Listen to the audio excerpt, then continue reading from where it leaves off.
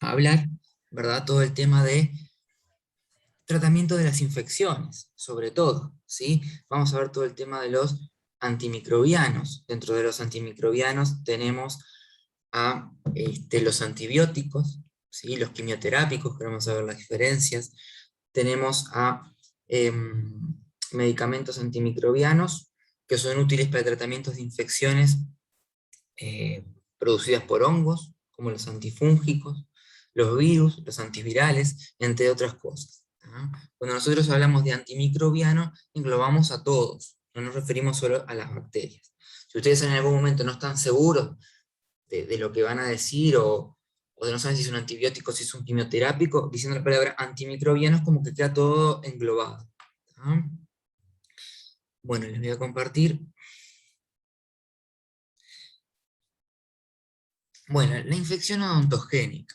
Ustedes ya conocen un poco porque lo vieron en semiología cuando hablaron de los cuadros pulpares y sobre todo de los cuadros periapicales. ¿Sí? Es un proceso por el cual ingresan los microorganismos a una parte susceptible del cuerpo y se multiplican provocando una enfermedad. En este caso se producen muchas veces cuando hay una necrosis, ¿sí? Las necrosis sépticas que le llaman, cuando a través de una pieza, ¿verdad?, del conducto, ¿sí?, del conducto radicular, los microorganismos van hacia la zona periapical y ahí desencadenan algún tipo de proceso.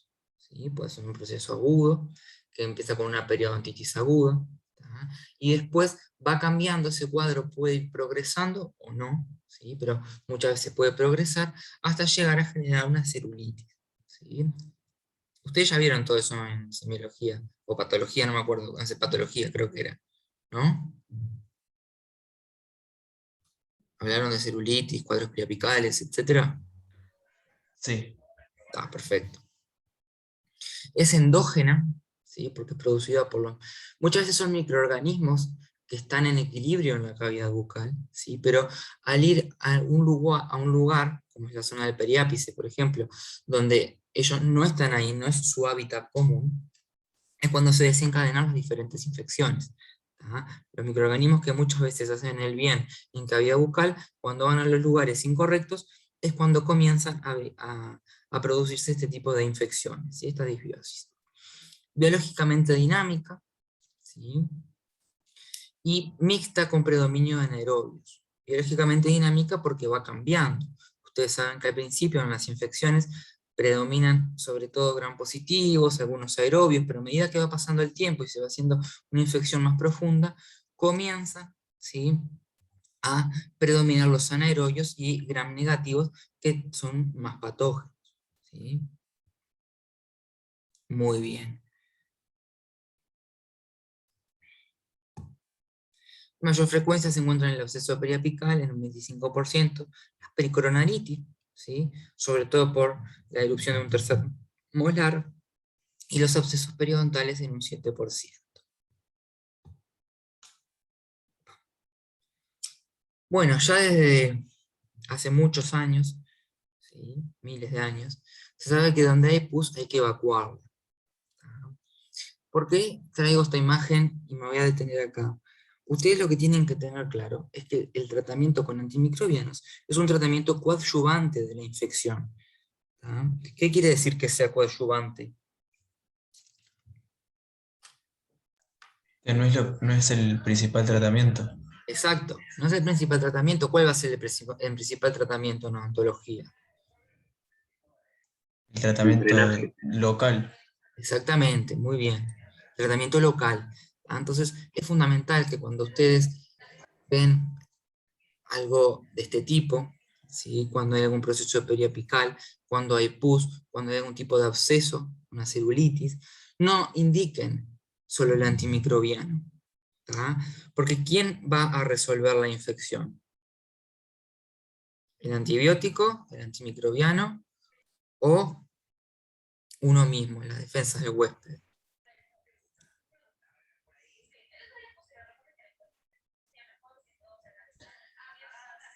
Si dijimos que el antimicrobiano era un coadyuvante, Las defensas Claro. del La defensa. huésped. exacto, el propio huésped, uno mismo, es el que va a solucionar por decirlo de alguna manera, ese problema en ese momento preciso.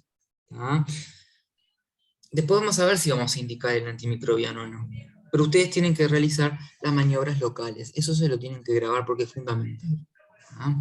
Ya sea la maniobra local, una apertura, un debridamiento, una extracción, un drenaje por fondo de surco, no sé, sea cual sea el tratamiento, siempre tenemos algo para hacer a nivel local. Es muy difícil encontrarnos en una situación en donde a nivel local no podamos resolverlo. ¿Ah? Pero siempre que se pueda, hay que hacerlo. Y ahí evaluamos si necesitamos el coadyuvante, ¿sí? Que va a ser el antimicrobiano. Bueno, ¿qué tenemos que tener en cuenta a la hora de prescribir un antimicrobiano? Primero, determinar la etiología y severidad de la infección, ¿sí? La etiología, por qué se produce, ¿ah? Por qué está pasando lo que está pasando, ver qué hay, por qué se produjo, una historia clínica correcta, ¿sí? Y la severidad. Ahora vamos a ver cómo evaluamos esa severidad. Me quedaron cortadas acá las palabras. Bueno, estadio de la infección. Denme un minuto que me están golpeando.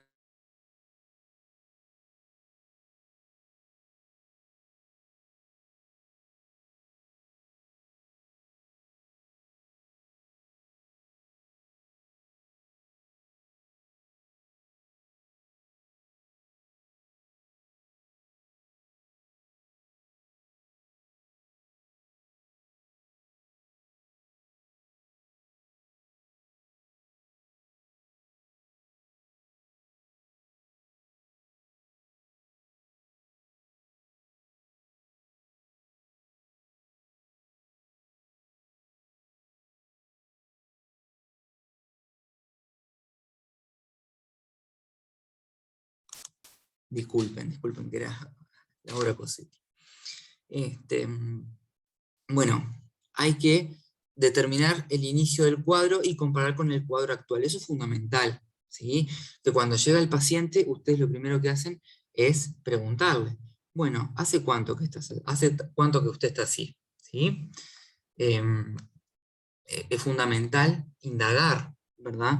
Para conocer en dónde estamos, en qué etapa, en qué momento estamos, ¿sí? Bueno, las etapas. Primero, la inoculación de 2 a 3 días con una inflamación de los espacios anatómicos. Al segundo, ¿sí? El de los días 2 a 5, la propagación de manera difusa. ¿Sí? Ahí está el flemón o la celulitis que ustedes conocen, que vieron en patología. Y en el quinto día se forma el absceso, ¿sí? Y bueno, la etapa final puede ser un drenaje espontáneo o quirúrgico, y bueno, más trágico, ¿verdad? Si no recibe tratamiento y dependiendo del lugar en el que se encuentra ese absceso, podría tener un desenlace fatal. Pero quédense con lo que yo les decía, ¿verdad? El tratamiento de los pacientes, cómo lo deben hacer en odontología, ¿verdad? Y ver la causa, de dónde y por qué, si es una pieza dental, si es un absceso periodontal, si hay una bolsa, buscar, ¿verdad? En las caries proximales de los dientes a veces hay caries y ustedes no se dieron cuenta, muchas veces las radiografías son fundamentales, ¿verdad? Y todo eso es muy importante que lo pregunten y que lo indaguen cuando hacen la historia clínica. Bueno, evaluar los antecedentes médicos e inmunológicos de los pacientes.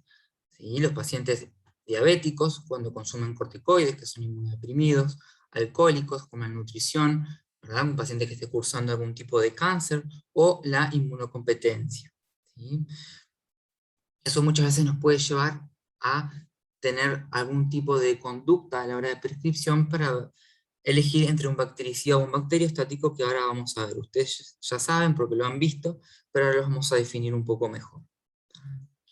El lugar de la atención, la mayoría de los pacientes que ustedes vean van a ser de manera ambulatoria, ¿verdad? En el consultorio o en la clínica en la facultad, ¿sí? Pero alguno puede trabajar en algún centro de salud o en algún equipo interdisciplinario donde esté algún paciente que esté internado, ¿sí? Pero la mayoría van a ser ambulatorios. Tratamiento quirúrgico, ya se los comenté por arriba al principio, ¿verdad? La eliminación del foco, ¿sí? Ustedes ya saben perfectamente a qué me refiero cuando les digo la eliminación del foco. ¿Ah? Pueden hacer la apertura, la debridación con las limas, pueden hacer una descompresión, muchas veces está en un estado seroso y no llega a la parte purulenta, son muy dolorosos los abscesos periapicales, ¿sí? Lo habrán visto en la clínica de patología de los pacientes, que a veces es muy difícil, por algún tema de la anatomía interradicular, de los conductos o lo que sea, poder llegar al periápice, entonces muchas veces es necesario hacer una descompresión a nivel de las tablas vestibulares, ¿sí? Con una hoja de bisturí. Y bueno, y si no, si ya está la colección de pus, harán el drenaje correspondiente, ya sea intraconducto, intraoral, o si amerita extraoral también. Bueno, soporte médico y nutricional. Es fundamental que el paciente, que va a ser el que va a resolver esa infección, como dijimos, esté bien hidratado, ¿sí? Es fundamental que ustedes le recuerden al paciente que coma bien, esté bien hidratado, y tener un control adecuado del dolor y la fiebre, en caso de que lo haya. ¿Tá? Los AINES ya los vieron ustedes, ya saben cuál es el ideal para prescribir de acuerdo al paciente que estén tratando en ese momento. ¿Sí? Bueno, el tratamiento antimicrobiano, los patógenos usuales son estreptococos anaerobios facultativos, los viridians, y hay un porcentaje que puede ser resistente a las penicilinas, que ahora no vamos a entrar en opciones que hay para cuando hay resistencia antimicrobiana, lo vamos a ver de acuerdo a cada uno de los antimicrobianos en las próximas clases. ¿Sí? Después están los anaerobios estrictos, ¿no? Acuérdense lo que yo les decía, estas infecciones son biológicamente dinámicas, va cambiando, ¿sí? Los microorganismos a medida que va pasando el tiempo en esta infección. ¿Tá? Las porfiromonas gingivales, que son las causantes de la periodontitis, ¿tá? Que no son susceptibles a todos los antimicrobianos, ¿sí? Son resistentes a las penicilinas. Entonces, todo eso lo tienen que tener en cuenta a la hora de prescribir. Bueno, orígenes y definiciones.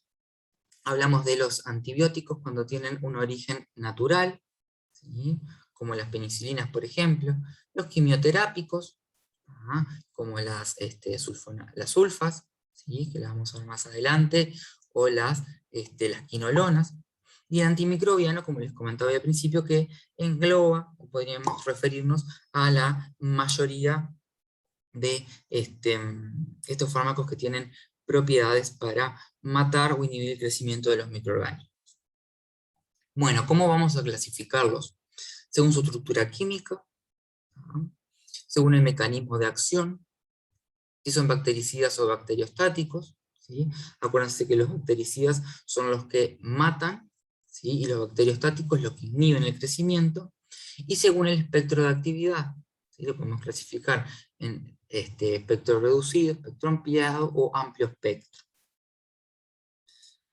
Según la estructura química, hay unos cuantos grupos de antimicrobianos, lo vamos a ver todo en este segundo semestre. Están los aminoglucósidos, como la gentamicina, los betalactámicos, como las penicilinas o las cefalosporinas, ¿sí? Que pueden las penicilinas estar junto a un inhibidor de beta-lactamasa. Los macrólidos, como la claritromicina, ¿sí? Que dentro de los macrólidos puede ser el que tiene más uso en odontología. ¿Sí? Las quinolonas, como la ciprofloxacina. Dentro de las tetraciclinas, la tetraciclina doxiciclina. Las lincosamidas, la clindamicina, que también se está utilizando bastante en odontología, que tiene algunas reacciones adversas que después vamos a ver, que no la hacen tan segura. Y las sulfas, ¿sí? Que son otro grupo de antimicrobianos. Bueno, según el mecanismo de acción, van a haber algunos que van a inhibir la síntesis de la pared bacteriana, ¿sí? Como la penicilina, alteración de la función de la membrana bacteriana, como la fotericina, que se utiliza más que nada, o viene sobre todo para la administración tópica, ¿sí? Inhibición de la síntesis de las proteínas, como las tetraciclinas y los aminoglucósidos. Vamos a ver que cuando hablamos de la inhibición de síntesis de proteínas, nos vamos a referir a la subunidad ribosomal que inhiben, ya sea la 30S o la 50S. Inhibición de la síntesis o función de los ácidos nucleicos, como las quinolonas, y los antimetabolitos, ¿sí? Que son las sulfas, que se llaman antimetabolitos porque inhiben la vía del ácido peraminobenzoico, que después lo vamos a ver también más adelante. Acá tienen un esquemita, ¿sí? Donde ven la inhibición de la síntesis de la pared bacteriana, como las penicilinas, cefalosporinas, la vancomicina, ¿sí? La teicoplanina. Después, en la membrana, la polimixina B, ¿sí? La síntesis de proteína hay un montón, hay muchos que inhiben la síntesis de proteínas. A nivel del ADN, ¿sí? Inhibición de la síntesis de ácidos nucleicos, las quinolonas, ¿no? Y la síntesis del ácido fólico, las sulfas que vimos hoy, el trimetoprim, que también lo vamos a ver que se asocia muchas veces con las sulfas.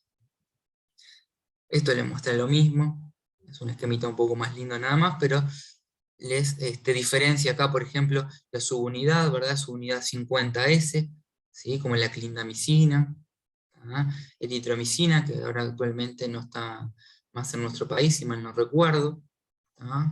Dentro de los macrólidos tienen a la claritromicina de referencia, ¿sí?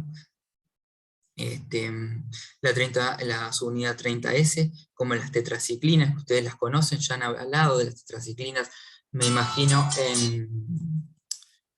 en segundo, cuando vieron una parte de patología, ¿sí? Entre otros. Muy bien. Bueno, esto es un poquito de la historia de los antimicrobianos. Cuando veamos cada uno de ellos vamos a hablar un poquito de historia, pero sepan que por 1932 se descubrieron las sulfas, ¿sí? En el 28 se descubrió la penicilina, pero se empezó a sintetizar un poco después.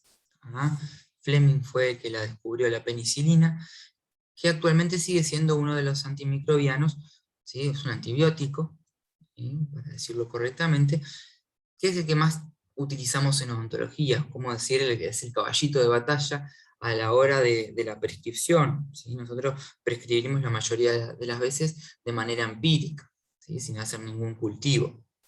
Entonces es el ideal. Y después, si las infecciones no resuelven, vamos a ir viendo de diferentes opciones.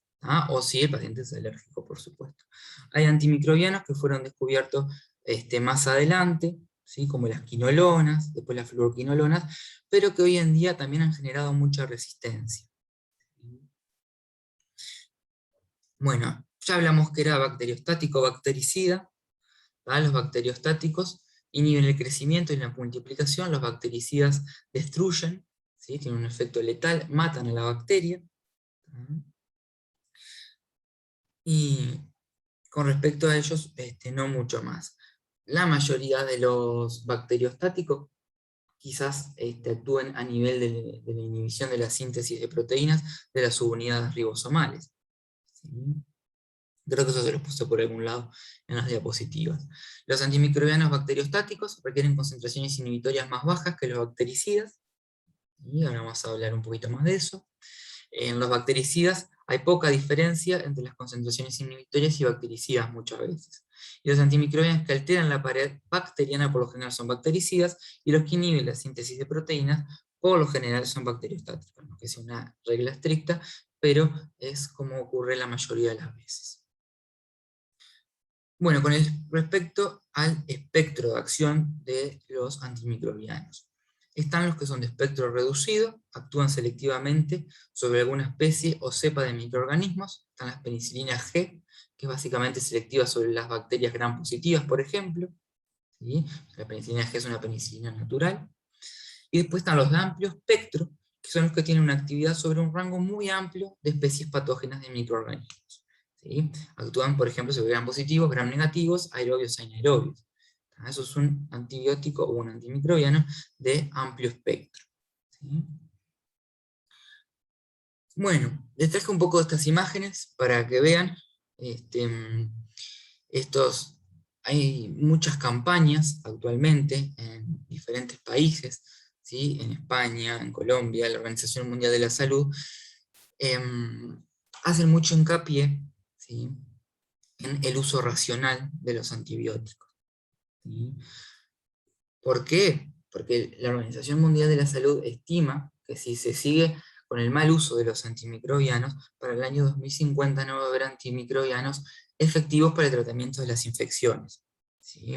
Y se volvería lo que era la era preantibiótica antes de 1930, por decirlo de alguna manera. Actualmente, por supuesto, la industria farmacéutica y demás, los investigadores están buscando y desarrollando nuevos medicamentos antimicrobianos, pero hay un llamado a nivel mundial, ¿verdad?, del uso racional de estos medicamentos, utilizarlos cuando realmente son necesarios. Se estima Eso que... sería por la resistencia Exacto. del Una de esas causas microorganismo. es la resistencia microbiana. Exactamente, Joaquín. No me acuerdo si lo puse acá, pero hace un tiempo leí en algún lado que el 50% de los antimicrobianos prescritos por los odontólogos son innecesarios, ¿sí? Muchas veces, con que ustedes hagan el tratamiento local, es suficiente para que el organismo pueda ayudar, ¿sí?, a curar o sanar esa infección que se está produciendo, ¿tá? Entonces hay que usarlos cuando realmente son necesarios. ¿Qué es la resistencia?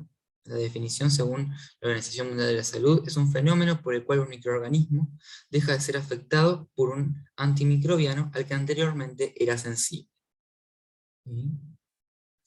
Es consecuencia de la capacidad de ciertos microorganismos, bacterias y virus, de neutralizar el efecto de los antibióticos. La resistencia surge por la mutación del microorganismo o por la adquisición del gen de resistencia. Muchas veces un mal uso, ¿sí?, una mala toma por parte de los pacientes de los antimicrobianos pueden favorecer o ayudar a esta resistencia microbiana. Bueno, fíjense, en el 2017, un comité de expertos de la OMS llamó a optimizar el uso de antimicrobianos en la salud humana y animal, ¿tá? No solo en los humanos se genera la resistencia, sino que también puede ser a través de los animales. Hay una lista acá donde pueden ver el mayor potencial de resistencia con indicaciones limitadas.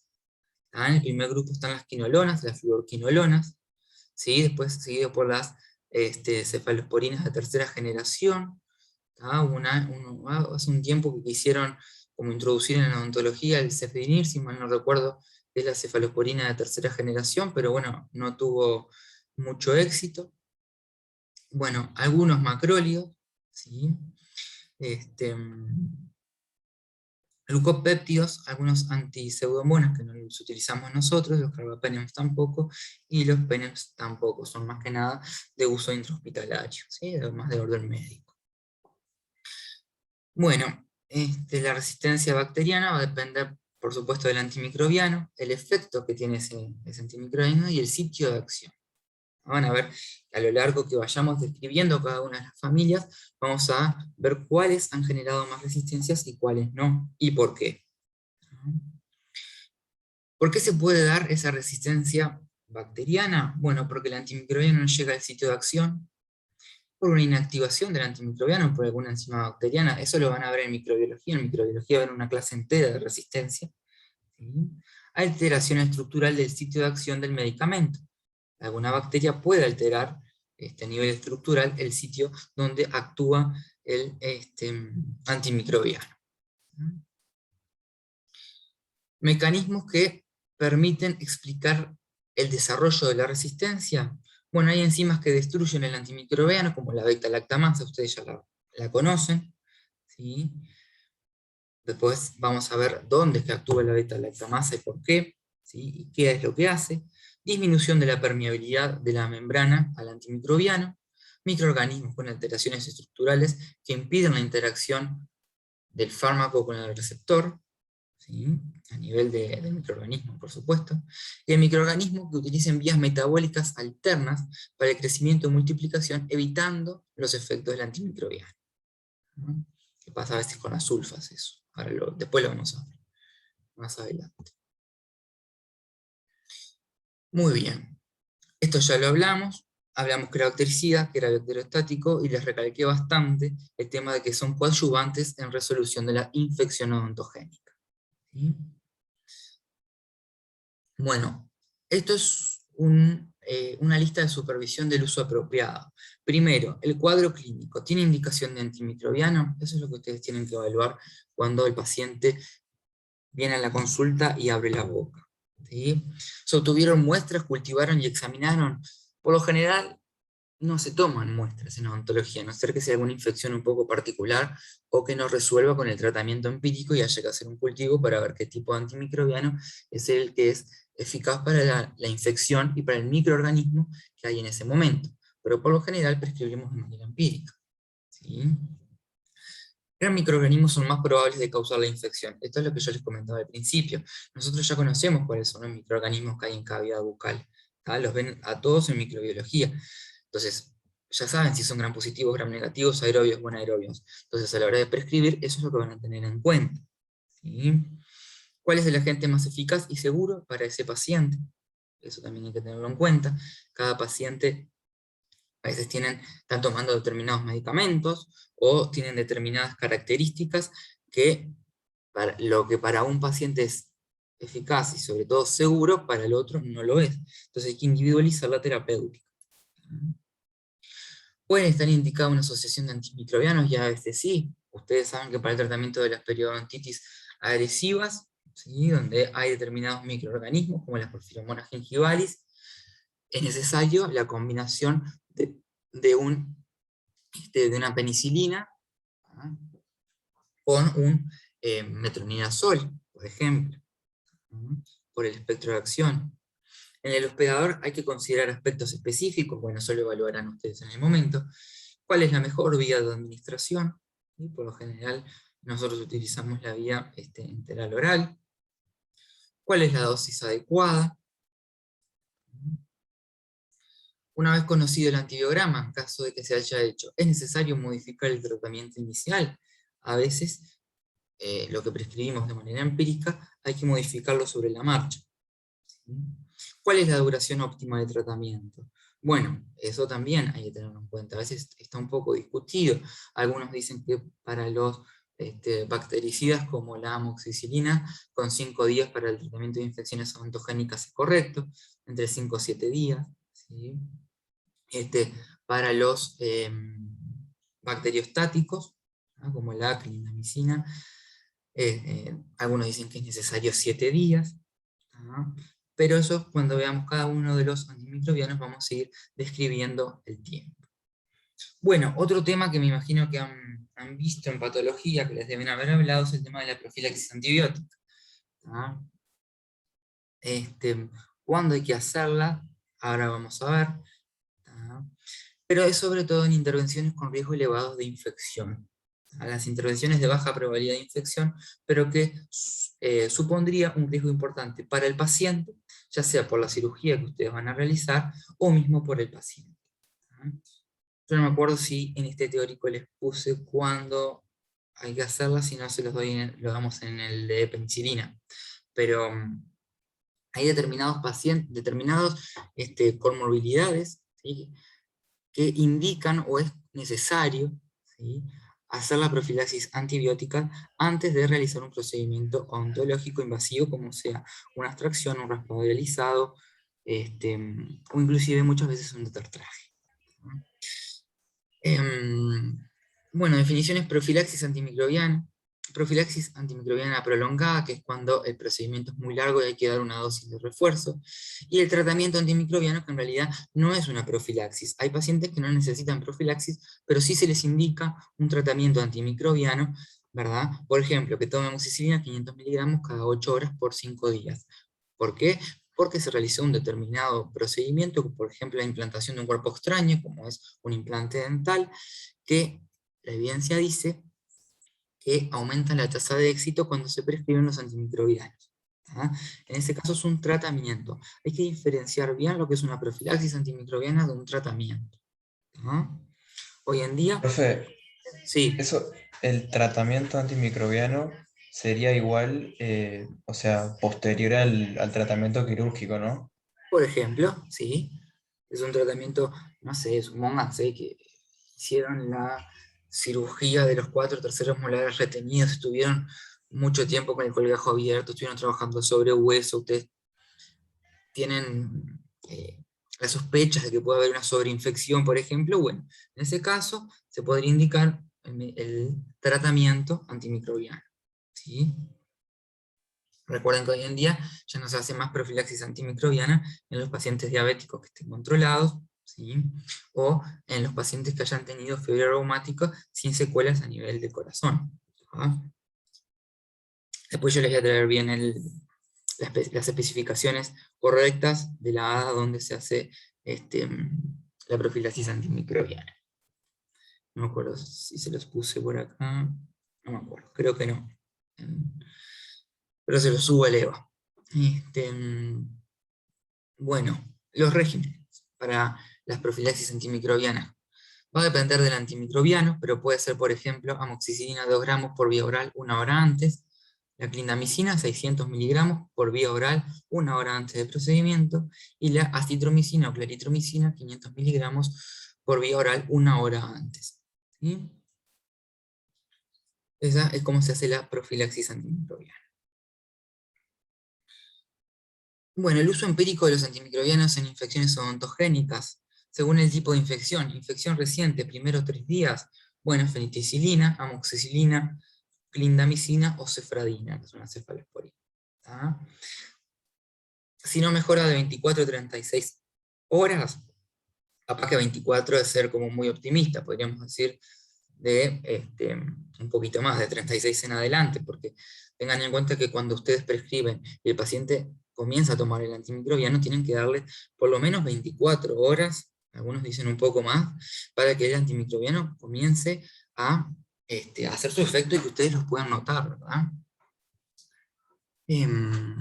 Bueno, si no mejora, ahí podemos pensar en que hay alguna enzima, ¿sí? Y será necesario prescribir una amoxicilina con un inhibidor de beta-lactamasa, ¿tá? Que después las vamos a ver. O, por ejemplo, la clindamicina, que es otro antimicrobiano. Si es alérgico a la clindamicina, a la penicilina, se podría prescribir la clindamicina, ¿sí? O claritromicina. ¿Tá? La cefradina tiene un asterisco porque en realidad no es una penicilina, es una cefalosporina, que está dentro del grupo de los beta-lactámicos, y puede haber un porcentaje, creo que es un 10% más o menos, de alergia cruzada entre una y otra. Entonces, para no exponernos a ese riesgo, pensar en la clindamicina o en la claritromicina. ¿No? En infección mayor a 3 días, ahí se puede pensar en una asociación de amoxicilina con metronidazol. ¿No? Muy bien. Bueno, uso de los antimicrobianos durante el embarazo. Las penicilinas son los más seguros, son categoría B, y también pueden pensar en la claritromicina, ¿sí? Ahora, los que no pueden utilizar cuando hay una mujer embarazada, que tampoco son de uso odontológico, entonces no son de nuestra preocupación, son los aminoglucósidos, las tetraciclinas, las fluoroquinolonas o el trimeptopin. Ninguno de estos los utilizamos nosotros en el tratamiento de las infecciones. Entonces, se pueden quedar más que tranquilos. Bueno, dosificación en el tratamiento de las infecciones odontogénicas. Niveles séricos y tisulares altos y sostenidos. Es importante, ustedes tengan en cuenta que muchas veces las infecciones involucran hueso, en la odontología, sobre todo los procesos periapicales, ¿sí? Entonces es importante tener niveles séricos y tisulares altos y sostenidos. Eso es lo que buscamos para que sea coadyuvante de las infecciones odontogénicas, ¿sí? También tengan en cuenta que el efecto antimicrobiano, como les comenté hoy, comienza de las 24 a 48 horas luego de la administración del medicamento. Y del antimicrobiano. Bueno, principios de dosificaciones en infecciones orofaciales, alta dosis en tratamientos cortos, niveles sanguíneos 2-8 veces por arriba de la CIM, ¿sí? De la concentración inhibitoria mínima. La concentración inhibitoria mínima está dada para cada microorganismo, ¿sí? Y utilizar intervalos frecuentes de administración por la vida media de las penicilinas y las cefalosporinas. Esto está todo pensado, ¿sí? Para una prescripción de penicilina, sobre todo, que son los que más utilizamos, ¿no? Son tiempo dependientes, que ahora vamos a ver qué significa eso. ¿Ah? Es fundamental que quede claro eso. Tenemos tiempos sostenidos, ¿sí? Con intervalos frecuentes de administración. ¿Tá? Tenemos los antimicrobianos tiempo dependiente. Estos destruyen durante el periodo en que la concentración de los antimicrobianos excede o supera la CIM del patógeno. ¿Sí? La concentración inhibitoria mínima es para cada uno de los... A ver si... A ver. Supónganse, si yo tengo... Esto sería mejor que yo les traiga una gráfica y no que se las dibuje, pero acá tienen la CIM, concentración inhibitoria, bueno, inhibitoria mínima. Bueno, y acá tienen a la administración de un antimicrobiano, ¿verdad? Esto es concentración en tiempo. Concentración en tiempo. Y esta es la CIM, esta línea. ¿Qué quiere decir esto? Que tiene que estar por arriba de la CIM, o sea, la concentración del antimicrobiano, determinado tiempo, ¿tá? Un tiempo X, para poder matar, ¿tá? A ese microorganismo. ¿Sí? Eso es fundamental que lo tengan en cuenta. Por eso es fundamental, ¿sí? En los tiempos dependientes, respetar, ¿sí? La toma entre dosis. ¿Sí? Eso es lo importante. ¿Se refiere a la frecuencia con la que se toma? Exacto. Exactamente. Muy bien. Bueno, quedó ese puntero ahí. Priorizar el tiempo en el que la concentración permanece sobre la CIM. Para los betalactámicos se necesita una concentración umbral que supere 4 a 5 veces la CIM. Llegan los betalactámicos a superar la CIM de microorganismos susceptibles 4 a 5 veces. ¿Ah? Por eso somos tan estrictos en que la penicilina, por ejemplo, ¿sí? Dentro de ellas la amoxicilina, que después la vamos a ver que es la que más utilizamos, sin importar la concentración, ya sea de 500 o de 750 miligramos, el paciente la tiene que tomar cada 8 horas, para que esté el mayor tiempo posible por arriba de la CIM, ¿sí? Y porque son tiempo dependientes. Vamos a volver con esto cuando hablemos de penicilinas, o sea, sobre todo betalactámicos, así que no se preocupen. La clase de hoy es como una introducción al tema. ¿Tá? Estamos tocando cosas muy puntuales. Dosificación de los betalactámicos, maximizar el tiempo de exposición para niveles activos de antimicrobianos y sostener los niveles de medicamentos superiores a la concentración inhibitoria mínima por periodos lo más grandes posibles. ¿Ah? Después cuando veamos betalactámicos yo les voy a traer una gráfica donde muestra qué pasa cuando administran una dosis de 500 y otra de 700 miligramos, para que vean lo importante que es respetar el horario, ¿verdad? La toma entre dosis. Y después tenemos los antimicrobianos concentración dependiente, ¿tá? Que depende de la relación entre el pico plasmático, y la concentración máxima del antimicrobiano, y la concentración inhibitoria mínima del patógeno, ¿sí? Como metronidazol sobre la fluoroquinolonas. Una dosis óptima obtiene una concentración máxima de 8 a 10 veces mayor que la concentración inhibitoria mínima. Y en este caso, el rango de mortalidad bacteriana es proporcional a la concentración del antimicrobiano. En los concentración dependientes, ¿sí? Es fundamental mantener, ¿tá? Determinada concentración, de la redundancia, por arriba de la CIM para matar o impedir el crecimiento de esos microorganismos. Algunos de estos... Profe, sí, cuando dice Cmax es concentración máxima. exacto. Bien. Exacto. Estos, algunos antimicrobianos que son concentración dependiente van acompañados de lo que se llama o se conoce como efecto posantibiótico, que cuando veamos cada una de las familias lo vamos a nombrar, pero que es que como se llega a determinada concentración, se le hace un daño a la bacteria, que después, por más de que la concentración baje por debajo de la CIM, ese daño que generó el antibiótico en la bacteria es irreparable y la bacteria muere. Por eso se llama efecto posantibiótico. ¿Ah? Bueno, que lo tenía acá, ¿sí? Es un efecto residual de algunos antimicrobianos, ¿sí? Cuando está por debajo de la CIM, es lo que les acabo de explicar, ¿sí?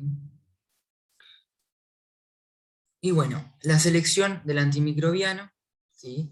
Ustedes van a evaluar la seguridad, de acuerdo al paciente, la eficacia, la tolerabilidad, ¿sí? Del paciente, que ustedes ya saben lo que es tolerabilidad, ya no lo confunden con tolerancia, la accesibilidad que tiene y la aceptabilidad por parte del paciente. Es fundamental que los pacientes les acepten los tratamientos que ustedes están prescribiendo, ¿sí? Y bueno, individualizar la terapéutica según el tipo de paciente, la gravedad de la infección, ¿sí? Recuerden que no es lo mismo tejido blando que tejidos duros, si pudieron hacer un drenaje, si no pudieron, etc. El sitio anatómico involucrado, ¿sí? El agente etiológico, es también fundamental conocerlo. ¿tá? La correcta prescripción tenemos que tener en cuenta y ver de la mano de la vía de administración, la forma farmacéutica, la dosificación, el intervalo entre dosis y la duración del tratamiento. Todo eso es fundamental cuando ustedes van a prescribir un antimicrobiano. ¿ah? Y todo esto lleva a un uso racional, como les comentaba hoy. Fundamental a la hora de prescribir estos medicamentos. Y bueno, Fleming allá por el 45, cuando ya estaba empezando a sintetizarse la penicilina, dijo, llegará un día en que la penicilina la pueda comprar cualquiera en las tiendas. Entonces existirá el peligro de que un hombre ignorante pueda fácilmente tomar una dosis insuficiente y que al exponerse sus microbios a cantidades no letales del fármaco, los haga resistentes. Y bueno, esto básicamente ha ido pasando a lo largo de los últimos años. ¿sí? Así como Fleming la descubrió, tuvo ese razonamiento muy acertado. ¿ah? Bueno, bien. Bueno, los escucho. Los escuchamos. ¿Dudas?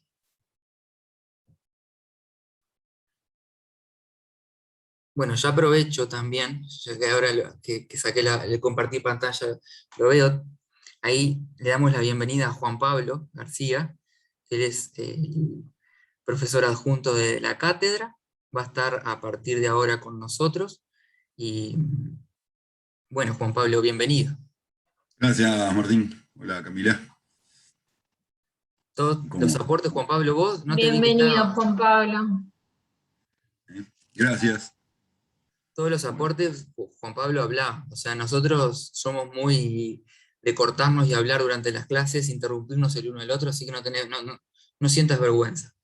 Habla Bárbaro. nomás. Bueno, muy bien. Dale, perfecto. No, estuvo bárbaro, estaba escuchando, estaba muy buena la clase. Con respecto a la prescripción de los antibióticos, yo les voy a recordar la ecofarmacovigilancia y la importancia ¿sí? del uso racional y la correcta prescripción en nuestro ámbito, ¿sí? que en el ámbito odontológico muchas veces, como les decía Martín al principio, muchas infecciones se resuelven sin el uso de antibiótico con nuestras maniobras locales, así que siempre evaluar para tratar de aprovechar bien los recursos. Muy bien. Eso que decías es fundamental, la parte del uso racional, de realmente pensar dos veces si necesitamos el antibiótico, si es por el paciente o es por nuestra seguridad. Muchas veces terminamos dando antibióticos como ansiolíticos, ¿sí? para nosotros, pero no en realidad para que el paciente lo necesita, o porque el paciente lo necesita, abusamos de algunos, en odontología, de algunos grupos de antibióticos y de algunos antibióticos en particular, los cuales también deberían ser utilizados con más cautela, porque no se olviden que el paciente, más allá de la boca, continúa para abajo, tiene ¿sí? su microbiota que respetar, toda su microbiota intestinal, la generación de cepas resistentes a nivel del tracto entérico, también complica al paciente. ¿sí? Lo podemos estar salvando de una infección odontológica, pero le podemos estar complicando y generando una colitis pseudomembranosa, o alguna otra alteración compleja en el paciente que después termina realmente complicado por diarreas postantibióticas o por resistencias bacterianas y alteraciones en la microbiota intestinal no flora. No tenemos algas ni flores en el intestino, tenemos microbios, entonces es una microbiota bastante importante y la cual cada vez hay que respetar más porque hay cada vez más información de que la microbiota intestinal repercute de forma directa en la salud general del paciente.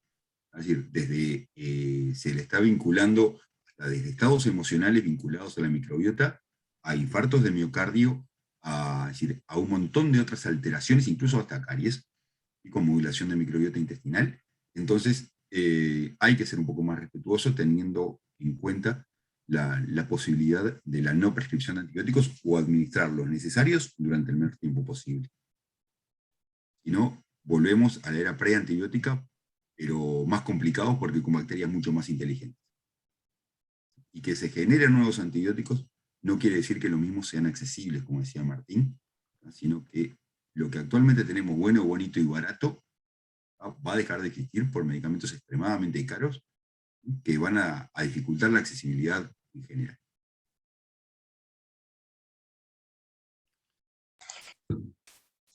Profe, yo tenía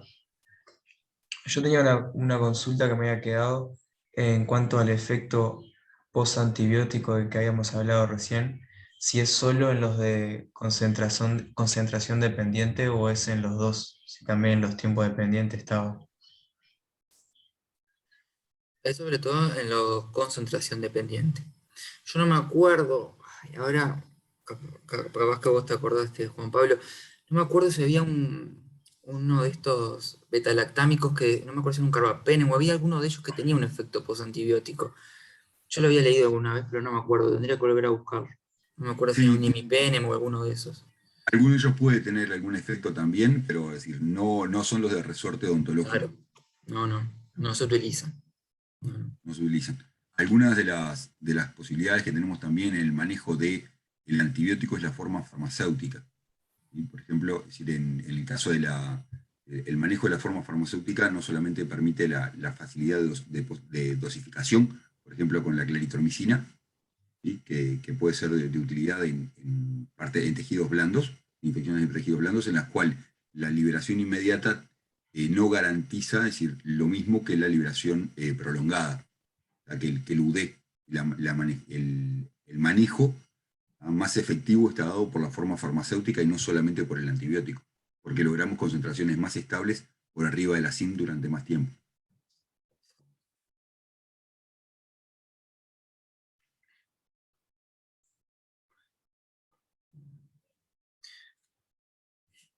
Bueno, muy bien.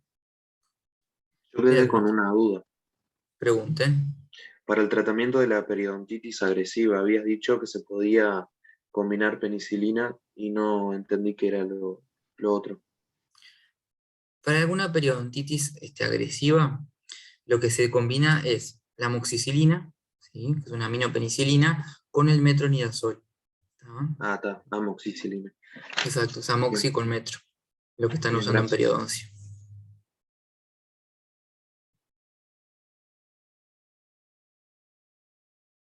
Una combinación que lo que hace es buscar ampliar el espectro, ¿no? Digo, por la parte, lo que no cubre la ampicilina viene a cubrir el metronidazol. Exacto. Eso. Fíjense que ahora no vamos a entrar en detalle, pero el metronidazol, hoy Juan Pablo les hablaba un poquito de la colitis pseudomembranosa que pueden producir algunos antimicrobianos, como la clindamicina, por ejemplo, y el metronidazol le puede salvar la vida al paciente, en un caso de colitis pseudomembranosa, como la vancomicina, pero el metronidazol que a veces se usa en odontología medio descaradamente, porque tiene un poco de movilidad o alguna periodontitis, es un antimicrobiano que en realidad habría que reservar su uso para determinados casos, ¿verdad? Y ver algún tratamiento más local, y no mandarle a todo el mundo que tenga periodontitis amoxicilina con metronidazol porque sí, ¿verdad? Sino reservar el uso, porque es un antimicrobiano que hoy en día le puede salvar la vida al paciente de una colitis pseudomembranosa. ¿Sí? Pero eso después vamos a hablar un poquito más también cuando veamos el metronidazol en sí.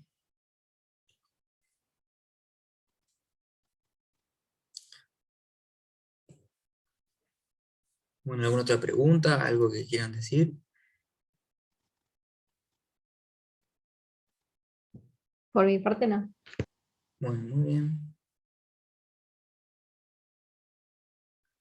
Entonces nos vemos la semana que viene, el jueves, a la misma hora, con el tema de, si mal no recuerdo, antisépticos. ¿Será, Cami? Sí, la semana que viene Antisépticos. vamos a ver antisépticos. Exacto. Bueno, que pasen bien, nos vemos. Bueno, Bueno, muchas chao. gracias. Chao. Muchas Gracias, gracias, chao. nos vemos. Chau. Chao, gracias.